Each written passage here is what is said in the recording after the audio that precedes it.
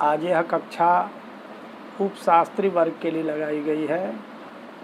इसमें निर्धारित पाठ्य पुस्तक वैयाकरण सिद्धांत कौमुदी का उत्तरार्ध भाग, जिसमें अदादि प्रकरण चल रहा है, आज इसी प्रकरण के हन धातु के रूपों की सिद्धि करनी है। हन धातु हिंसा और गति दोनों अर्थों में प्रयुक्त होता है। तो चलें आज इस हन धातु से वर्तमान लट, इस सूत्र से वर्तमान काल की विवक्षा में लट लकार लाते हैं। हन लट बन जाता है। लट के टकार की हलंत्यम से इत संज्ञा, तस्य लोप से लोप, हन ल बन जाता है। ल के स्थान में टीप तस झी सिप थस थ मिप वस मस त आताम झ था साथाम ध्वम इड वहिम महिम। इस सूत्र से प्रथम पुरुष एक वचन की विवक्षा में टीप प्रत्यय लाते हैं। हान टीप हो जाता है। टीप के पकार का हलंत्यम से इत संज्ञा करके तस्य लोप से लोप कर देते हैं। हान टी हो जाता है। इस स्थिति में कर्तरी सप से हन और ती के बीच में सप प्रत्यय किया जाता है। हन सप टी हो जाता है। उस सप का आदि प्रभृतिभ्यः सपः इस सूत्र से लूक कर दिया जाता है। पूरा का पूरा सप लोक हो जाता है, अब शेष कुछ नहीं बनता है। इसके बाद हन टी रूप सिद्ध हो जाता है, हंती। इसके बाद जब द्विवचन की विवक्षा होती है तब उसी टिप तस झी सिप थस थ मिप वस मस इस सूत्र से प्रथम पुरुष द्विवचन की विवक्षा में तस प्रत्यय लाते हैं। हन तस हो जाता है। इसके बाद बीच में कर्तरी सप से सप करते हैं और सप का आदि प्रवृत्ति भ्यः सपः इस सूत्र से लुक हो जाता है, तो हन तस हो जाता है।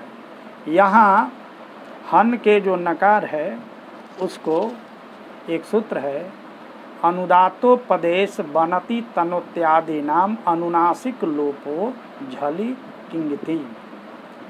यानी अनुदातोपदेश जो धातु बनति तनोति आदि, उसके अनुनासिक का लोप होता है झलादि कित और इंगित परे में हो तब।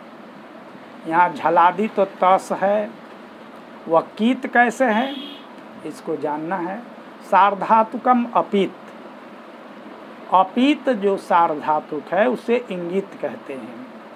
तो यहाँ ये सार्वधातुक लकार है, इसमें पीत तीन ही गो है। कौन कौन है? तीप, सीप और मीप। बाकी जो है अपित है, क्योंकि उसमें पकार की संज्ञा नहीं हुई, पकार है ये न, तस झी थस थ वस मस, इसमें कहीं भी पकार नहीं है, इसलिए पकार रहित है। ऐसे अपित सार्वधातु को इंगित कहते हैं, इंगितवद भाव हो जाता है। ऐसी स्थिति में जब इंगित हो गया तब ये सूत्र कहता है कि अनुदातोपदेश जो धातु बनति तनोत्यादि धातु, उसके नकार का लोप होता है झलादि कित इंगित परे में हो तब।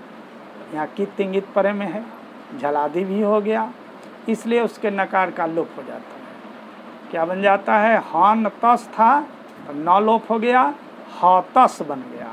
अब सकार का रूप विसर्ग कर देंगे तो बन जाएगा हतः, हंती हतः। अगला रूप बहुवचन में घनंती बनाना है। यह कैसे बनता है? तो चलिए, हन धातु से प्रथम पुरुष बहुवचन की विवक्षा में झी प्रत्यय लाते हैं। हान झी हो जाता है। झी के झ के स्थान में झोअंतः सूत्र से अंत आदेश हो जाता है और ई से मिल करके अंति बन जाता है, हन अंति हो गया। इस स्थिति में हन और अंति के बीच में कर्तरी सप से सप करते हैं, तो हन सप अंति, और सप का आदि प्रवृत्ति भी सपह इस सूत्र से लुक हो जाता है, तो हन अंति। अब यहाँ क्या होता है, हन में जो हन के जो ह का अ है उसका यहाँ लोप हो जाता है। एक सूत्र है गम हन जन खन घसाम लोप इंगित तिनंगी, यानी इसमें हन धातु भी है, गम धातु, हन धातु, जन धातु, खन धातु और घस, इसके उपधा का लोप होता है कब, कित इंगित आजादी सर्वधातु परे में हो तब। तो यहाँ इंगित है, चूँकि यह अपित सार्वधातु के इंगित है और आज़ादी भी है, अंति है, इसलिए हन के उपधा का लोप होगा। हन में उपधा क्या है, ह का अ, न से पूर्व वर्ण की उपधा संज्ञा होती है, तो ह के अ का लोप हो गया, तो ह हलंत हो गया, हाना, हाना बन गया, अंति है। अब जब न हो जाता ह से परे तो एक सूत्र है हो हंतेर निनेसु, हो हंतेर निनेसु, आने हन के हकार को कुत हो जाता है जब न परे में होता, तो न परे में हो गया तो हन के हकार के स्थान में कुत हो गया, माने कबर का आदेश हो गया, तो कबर क्या होगा, घ हो जाएगा, घ हो जाएगा, तो आधा ह था तो आधा घ हो गया, तो घना बन गया। अब वो घना जो है अंति के आकार से जाकर मिल जाएगा, बन जाएगा घनांति। इस तरह से यहाँ दो सूत्र लगा है। याद रखने की बात है कि यहाँ दो सूत्र, पहले हन के हकार के आकार का लोप हुआ है, गम हाना जाना खाना घसाम लोप से ह हलंत हो गया है। उस ह के बाद जब न आ जाता है तो हो हंते नेसु से कुत हो जाता है, यानी ह के स्थान में कुत माने कवर्ग हो करके घ होता है।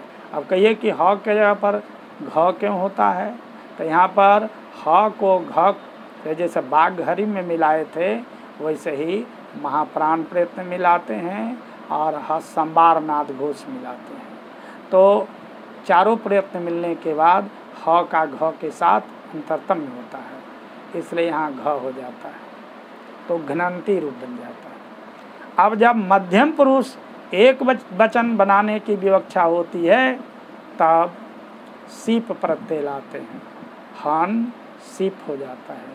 सीप के प्रकार का हलंतेम सहित संज्ञा तस्य लोपा से लोप हो जाता है, तो हन सी बच जाता है। बीच में कर्तरी सप से सप लाते हैं, लेकिन आदि प्रवृत्ति भ्या सपह इस सूत्र से लुक हो जाता है। लुक का मतलब लोप हो जाता है, तो हन सी रह गया। अब यहाँ हन का न अपदांत नकार है, इसलिए नश्चा पदांत से झली, इससे अनुस्वार हो जाता है। अनुस्वार हो जाएगा तब क्या हो जाएगा, ऊपर बिंदी चल जाएगा, तो हंसी बन जाता है। मध्यम पुरुष का एक वचन का रूप हंसी। इसके बाद जब द्विवचन की विवक्षा होती है तो थस प्रत्यय लाते हैं, तो हन थस हो जाता है। बीच में कर्तरी सप से सप करते हैं, लेकिन उस सप का आदि प्रवृत्ति भ्या सपा से लुक कर दिया जाता है, अर्थात लोप कर दिया जाता है, तो हन थस। इसके बाद यहाँ भी नकार का आपको सूत्र में बतलाया, एक जो है अनुदात्तोपदेश बनति तनोत्यादि नाम अनुनासिक लोपो, ये सूत्र है कि तनोत्यादि जो धातु है उसी में हन धातु भी आता है, उसके अनुनासिक अर्थात नकार का लोप होता है झलादि कित पर में रहने पर। तो झलादि कित इंगित, कित तो नहीं है, इंगित है, अपित सार धातु का इंगितवत किए हैं, तो नकार का लोप हो गया। क्या बन गया, ह थस। अब सकार का रूप विसर्ग कर देते हैं, बन जाता है हथः। इसके बाद मध्यम पुरुष बहुवचन बनाने की जब विवक्षा होती है तब मध्यम पुरुष बहुवचन में थ प्रत्यय लाते हैं। सीप थस थ, तो हन थ हो जाता है। इसके बाद यहाँ भी कर्तरी सब से सब करते हैं और उस सब का आदि प्रवृत्ति भी सपा से लुक हो जाता है, हन थ बच जाता है। हन के नकार का यहाँ भी अनुनासिक अनुदात्तोपदेश बनति तनुत्यादि नाम अनुनासिक लोपो झलिक नित्य सूत्र से लोप हो जाता है। न लोप हो जाता है हन का तो हथा बन जाता है।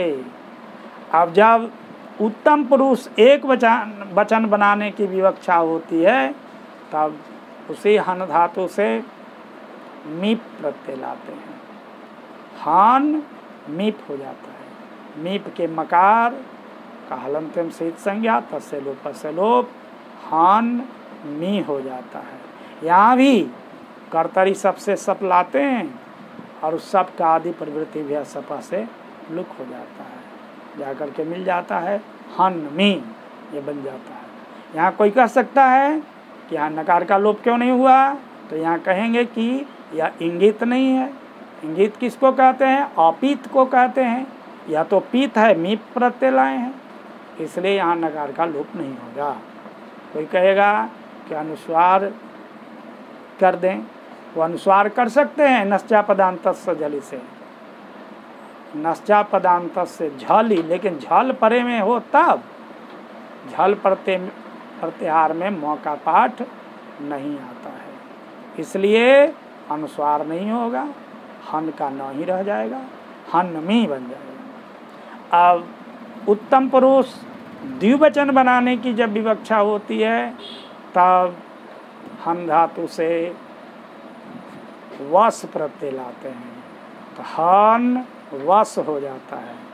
इसके बाद बीच में कर्तरी सब से सब करते हैं, सब का आदि प्रवृत्ति व्या सपा से लुक हो जाता है, हन वस, और सकार का ऋतु विसर्ग हो जाता है, हन वह बन जाता है।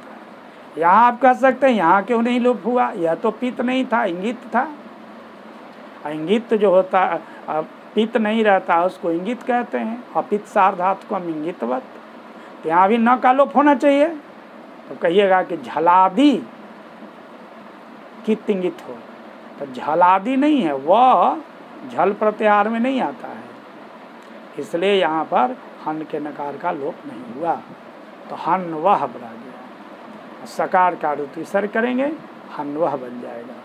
उसी तरह से हन धातु से उत्तम पुरुष बहुवचन बनाने की जब विवक्षा होगी तब मस प्रत्यय लाएंगे, हन मस हो जाएगा। और दोनों के बीच में धातु और प्रत्यय के बीच में कर्तरी सब से सप ले आएंगे, सप का आदि प्रवृत्ति भी से लुक हो जाएगा, लुक हो जाएगा, तब हन मस रह गया। अब यहाँ भी हन मस हो गया, न को लोप नहीं कर सकते हैं कि झल प्रत्याहार में म नहीं आता है, इसलिए झलादि नहीं हुआ, नकार का लोप नहीं होगा, तो हनमस सकार का ऋतु विसर्ग कर देंगे, हनमह बन जाएगा।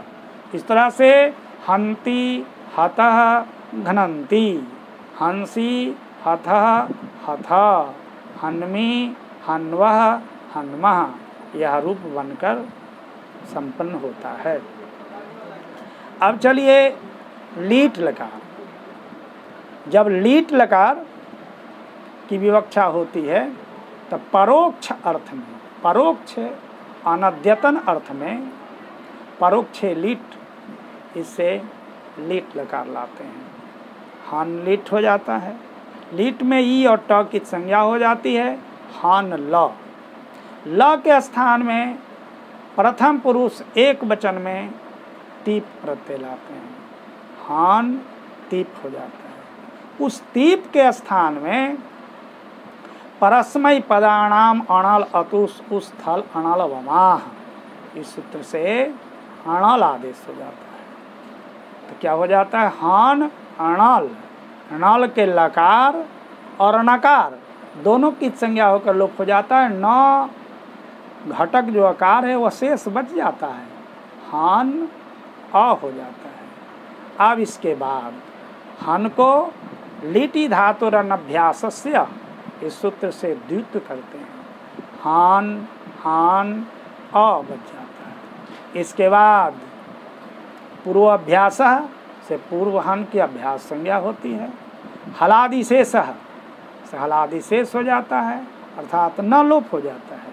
तो ह हन अ, इस स्थिति में एक सूत्र है कुहोस चुह, अभ्यास के कवर्ग और ह उसको क्या होता है, चवर्ग आदेश होता है।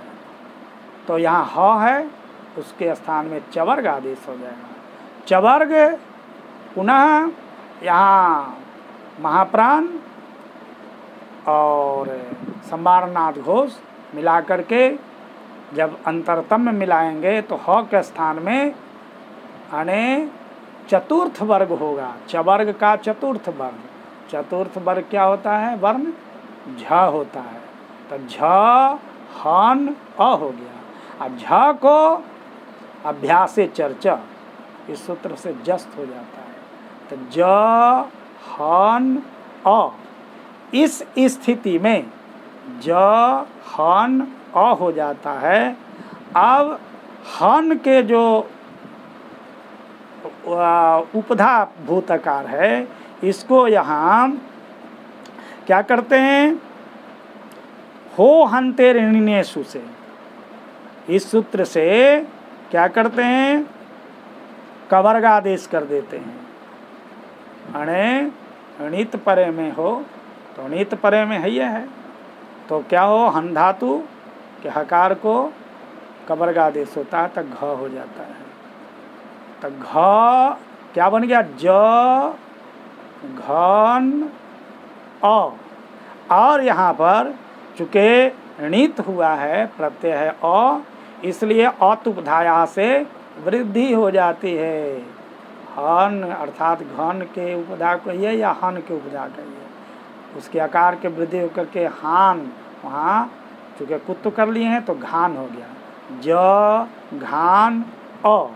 अब घान का जो न है अणल के अ से मिल जाता है, बन जाता है रूप जघान। यानी प्रथम पुरुष एक वचन में लिट लकार में जघान रूप होता है। इसके बाद जब प्रथम पुरुष द्विवचन की विवक्षा होती है तो तस प्रत्यय लाते हैं, तो हन तस हो जाता है। तस के स्थान में परस्मै पदानाम अणल अतुस उस थल अणल वमाह, इस सूत्र से तस के जगह पर अतुस आदेश हो जाता है, हन अतुस हो जाता है। अब हन को द्युत कीजिए लिटि धातु रन अभ्यास से, तो हन हन अतुस। इसके बाद हलादि शेष ह हन अतुस। अब ह को कुहोस चुस से चवर्गादेश कर देंगे तो क्या हो जाएगा, ज हन अतुस। अब यहाँ ज हन अतुस है, अब यहाँ हन के जो ह का आकार है, उपधा है, उसको गम हन जन खन घसाम लोप किंगितिनंगी, इस सूत्र से उपधाभूत आकार का लोप हो जाता है। लोप जब हो जाता है तब क्या होता है, ज हन अतुस, यहाँ ह न, ह आधा हो गया, हन अतुस। इसके बाद ह को हो हंते ऋण्येषु, इस सूत्र से क्या होता है, कुत हो जाता है, घ ह को कुत होकर घ हो जाता है। तो जघ न अतुस, जघ न अतुस। अब घन संयुक्त अतुस के आकार से मिल जाता है, तो जघनतुस, सकार का विसर्ग हो जाएगा तो जघनतुः बन जाएगा। उसी तरह से बहुवचन की विवक्षा होगी तो झी प्रत्यय लाएंगे, झी के स्थान में परस्मै पदानाम अणल अतुस थल अणल वमा से उस आदेश हो जाएगा। तो जघन यहाँ बना हुआ है अब उससे मिला दीजिए, जघनुष, सकार का विसर्ग हो जाएगा, जघनु।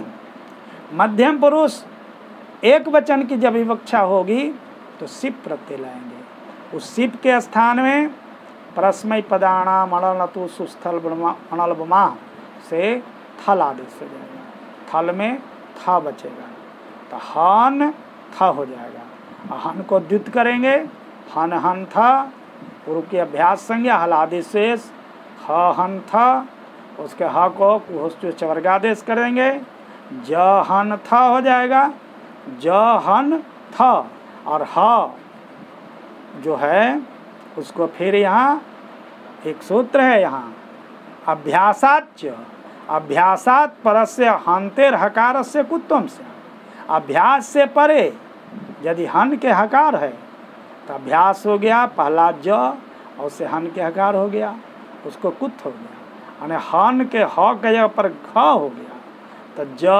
घन थ, और उसके बाद में यहाँ पर आर्ध धातु का सेठ बलादे से ईट का आगम हो जाएगा, ईट का टलोप हो जाएगा और न जाके ई से मिल जाएगा, तो जघनी था क्या बन जाएगा, जघनी था। ईट कहते हैं विकल्प से होता है, नहीं होगा तो जघन था बन जाएगा। उसी तरह मध्यम पुरुष द्विवचन की जब विवक्षा होगी तो थस प्रत्यय लाएंगे, थस को अथुस आदेश हो जाता है, और जघना बना हुआ है, अथुस के आकार से मिला दीजिए, जगनथुस, सकार का ऋतु विसर्ग हो जाएगा, जघनथु। उसके बाद जब बहुवचन की विवक्षा होगी तब क्या होगा, अने थ प्रत्यय लाएंगे, था को अ आदेश होता है, अ आदेश होता है, और जघना बना हुआ है, न को अ से मिलेगी, जघना बन गया। उसके बाद में उत्तम पुरुष एक वचन के विवक्षा में अणल आदेश ही होता है, नलुत्तम वा, यानी उत्तम पुरुष में अणल विकल्प से होता है। तो अणल अगर हो गया तो ज हन अ, अणित है इसलिए आतुपधाया से वृद्धि हो जाएगी, तो ज हान अ, ह को इसी अभ्यासाच से कुत्थ हो जाएगा, तो जघा न बन जाएगा। यहाँ अगर अणित नहीं मानेंगे, विकल्प से होता है, तब अ केवल है, ज घन अ, घन का न जो है अ से मिल जाएगा, यहाँ अतुपधाया से वृद्धि नहीं होगी, तो जघन बन गया। उसी तरह से जघन बना हुआ है, वस प्रत्यय लाए हैं उत्तम पुरुष द्विवचन में, अब वस के स्थान में वो आदेश हो जाएगा, यहाँ भी ईट के आगम हो जाएगा।